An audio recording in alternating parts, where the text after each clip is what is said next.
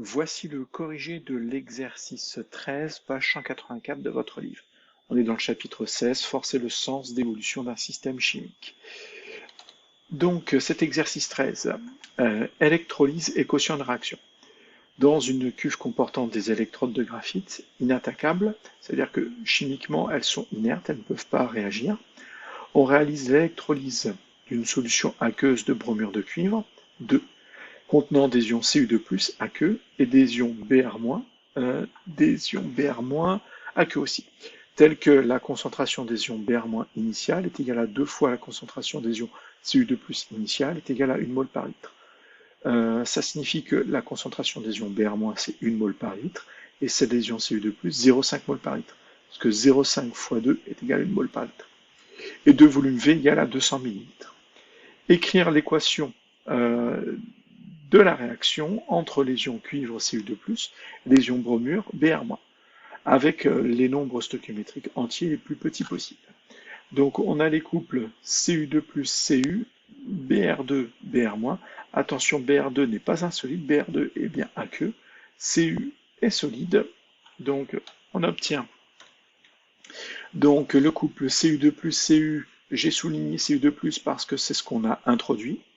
Donc je commence par écrire Cu2+, Cu2+ donne Cu, et je dois rajouter 2 électrons du côté de Cu2+, pour équilibrer.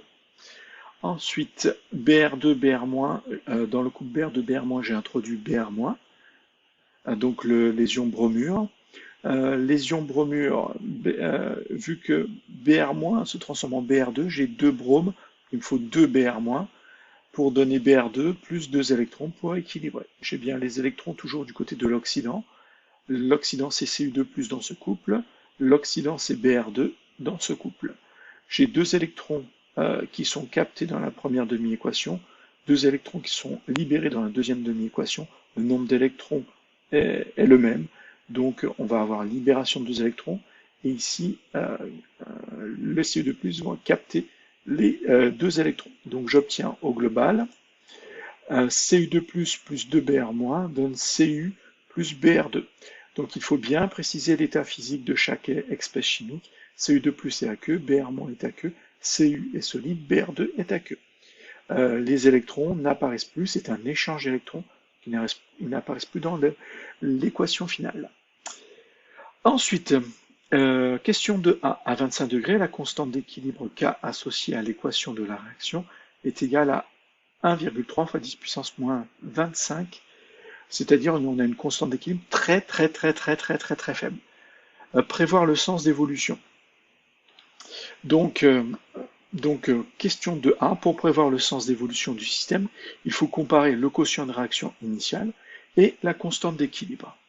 Donc, il va falloir commencer par calculer le quotient de réaction initiale, parce qu'on me donne la constante d'équilibre, mais je n'ai pas le quotient de réaction initiale.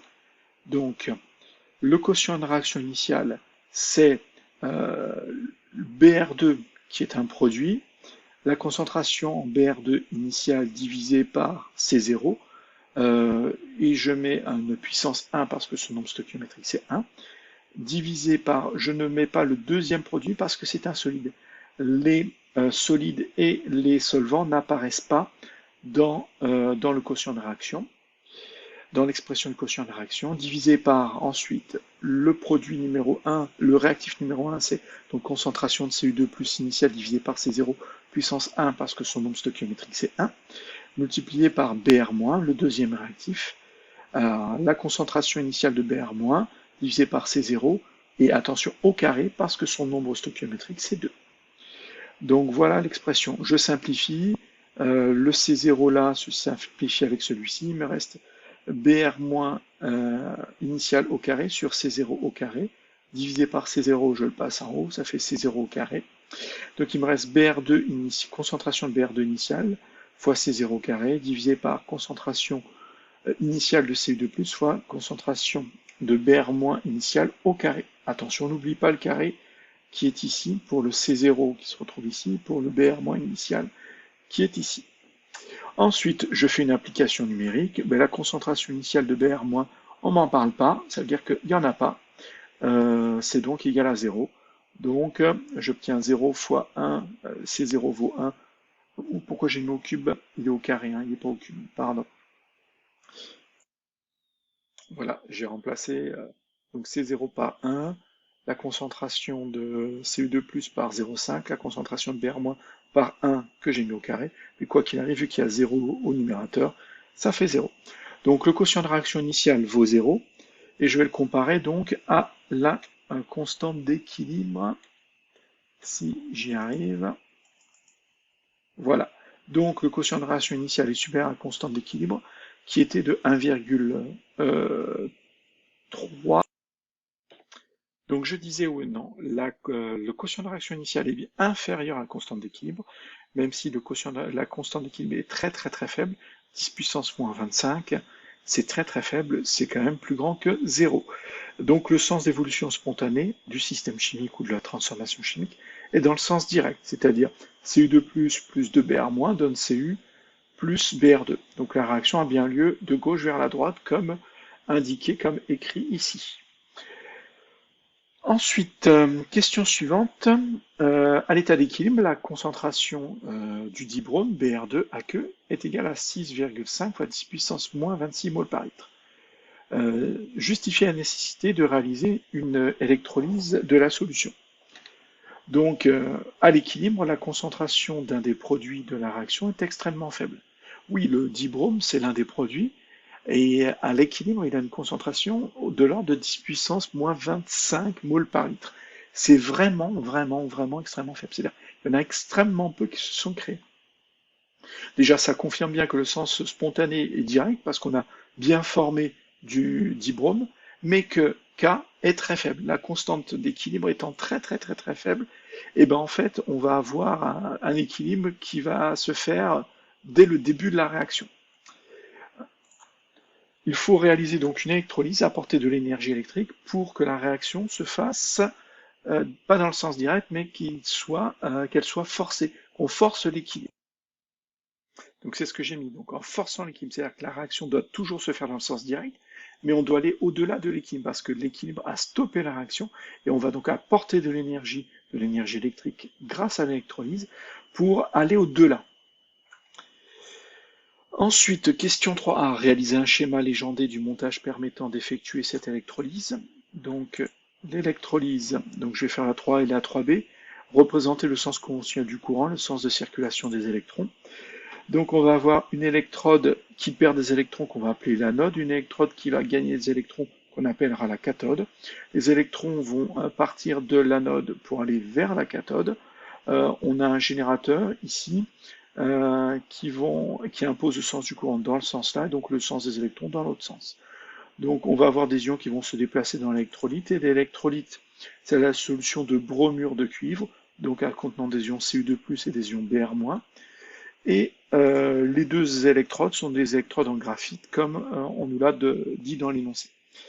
Donc le sens du courant, il est comme ça. Il est dans ce sens-là.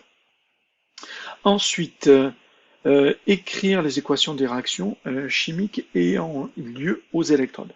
Donc à l'anode, petit moyen mnémotechnique, à l'anode, ça commence par une voyelle, comme oxydation qui commence par une voyelle, donc il y a une oxydation, donc une libération des électrons, c'est pour ça qu'il y a des électrons qui vont partir de cette électrode, et ici il y a une consommation d'électrons à la cathode qui commence par une consonne, il y a une réduction qui commence par une consonne, et donc il va y avoir les électrons qui vont arriver pour être consommés. Donc les deux équations à l'anode, donc il y a une oxydation, 2Br- donne Br2 qui n'est pas solide, pardon. Donc voilà, Br2 est aqueux, plus 2 électrons, et à la cathode il va y avoir donc une réduction. Cette réduction nécessite des électrons, voilà pourquoi les électrons vont arriver ici, on force aux électrons à venir ici, et on force cette réaction. Donc Cu2 plus 2 électrons donne Cu. Donc on a forcé, en imposant le sens du courant, on a forcé ici le fait qu'il y ait une oxydation ici, une réduction ici. Ensuite, question 4a. Au cours de l'électrolyse, l'électrolyseur est traversé par un courant d'intensité I constante est égal à 4,0 ampères pendant une durée delta t égale à 1,0 heure. Calculer l'avancement X de la réaction à la fin de l'électrolyse. Donc, lorsque la réaction se fait, 2 moles d'électrons sont échangés. On le voit alors, hop, je vais aller ici pour remontrer l'équation. Donc voilà, je vois bien que quand la réaction se fait une fois, il y a 2 électrons qui sont consommés ici, 2 électrons qui sont libérés là. Donc à chaque fois que la réaction se fait une fois, il y a 2 moles d'électrons qui sont échangés. Donc, hop, voilà. Donc voilà pourquoi je marque que la quantité de matière d'électrons sera égale à 2 fois X max. Vu que son nombre stoichiométrique aux électrons, ça serait 2. Chaque fois que la réaction se fait une fois, il y a 2 moles d'électrons qui sont échangés. Donc, je vais calculer la quantité de matière d'électrons. La quantité de matière d'électrons, c'est, on l'a vu dans le cours, Q est égal à la quantité de matière d'électrons fois la constante de Faraday, mais Q était aussi égal à l'intensité du courant fois la durée de fonctionnement de l'électrolyse. Donc je vais pouvoir isoler la quantité de matière d'électrons. C'est l'intensité du courant fois la durée de fonctionnement divisé par la constante de Faraday. C'est-à-dire 4 ampères multiplié par 1 heure, je l'ai transformé en secondes. Il faut absolument transformer la durée en secondes. Donc 1 heure, c'est 3600 secondes. Divisé par la constante de Faraday qui vous n'était pas donnée mais vous l'avez retrouvée dans le cours, je suppose, qui vaut 96 500. Et j'obtiens donc une quantité de matière d'électrons échangée durant toute l'électrolyse de 0,15 mol. Ça veut dire qu'il y a 0,15 mol d'électrons qui ont circulé dans le circuit, qui ont été libérés à une électrode pour être consommés à une autre. Ensuite, mais j'ai toujours pas trouvé ici l'avancement en fin de réaction. Donc, que je vais appeler avancement maximal. Ou d'ailleurs, j'aurais peut-être pas dû l'appeler avancement maximal. On va le modifier. Donc voilà, vu qu'on me demande de calculer l'avancement X en fin de réaction, soit j'aurais pu laisser X, soit j'aurais pu marquer XF. Attention, c'est pas l'XF parce que c'est un équilibre. Ici, c'est XF parce que j'arrête l'électrolyse. C'est la fin de l'électrolyse. Donc, je vais maintenant calculer donc je vais calculer XF. Donc, la quantité de matière, je sais que la quantité de matière d'électrons, c'est 2 fois XF. Donc, XF, c'est la quantité de matière d'électrons divisée par 2. 0,15 divisé par 2. Ça fait 0,075 mol. On me demande d'en déduire les concentrations en quantité de matière des Cu2+, Br- et Br2 à l'état final, c'est-à-dire à la fin de l'électrolyse. Mais la concentration finale de Cu2+, c'est la quantité de matière initiale moins XF, vu que c'est un réactif. Et la quantité de matière, c'est sa concentration fois le volume. Et le tout divisé par le volume pour avoir la concentration. Donc là, c'est quantité de matière initiale moins XF, c'est la quantité de matière restante Cu2+, divisé par le volume pour avoir la concentration. Ce qui fait 0,5 fois 0,2 moins 0,075 sur 0,2, ça fait 0,125 mol par litre. De même, pour la concentration finale en ion Br-, c'est la quantité de matière initiale moins la quantité de matière qui a réagi. Ça donne la quantité de matière, tout ça c'est la quantité de matière restant Br-, divisé par le volume pour avoir la concentration finale. Donc ça fait 1 fois 0,2 fois 2 fois 10 puissance 2 fois 0,075 divisé par 0,2. Les 200 millilitres, ça fait 0,2 litres, c'est ce que j'ai fait ici. Ça fait 0,25 mol par litre. Et encore plus simple, pour la concentration de Br2 qui est un produit, c'est XF sur le volume, c'est 0,075 divisé par 0,2, ça fait 0,375 mol par litre. Calculer le quotient de réaction QRF à la fin de l'électrolyse, commenter le résultat. On a QRF, je reprends le quotient de réaction initiale, je remplace I par F à chaque fois. Ce qui me donne ça, je remplace par chacune des valeurs que j'ai trouvées ici, et j'obtiens un quotient de réaction final de 48. Donc j'ai un quotient de réaction qui s'est bien éloigné il est passé de 0 à 48, il s'est éloigné de la valeur du quotient. Donc le quotient de réaction final est supérieur au quotient de réaction initiale. Attention, j'aurais dû inverser les deux. Donc il s'est bien éloigné de la quotient de la constante d'équilibre. C'est ce qui se passe lorsqu'on a une transformation forcée.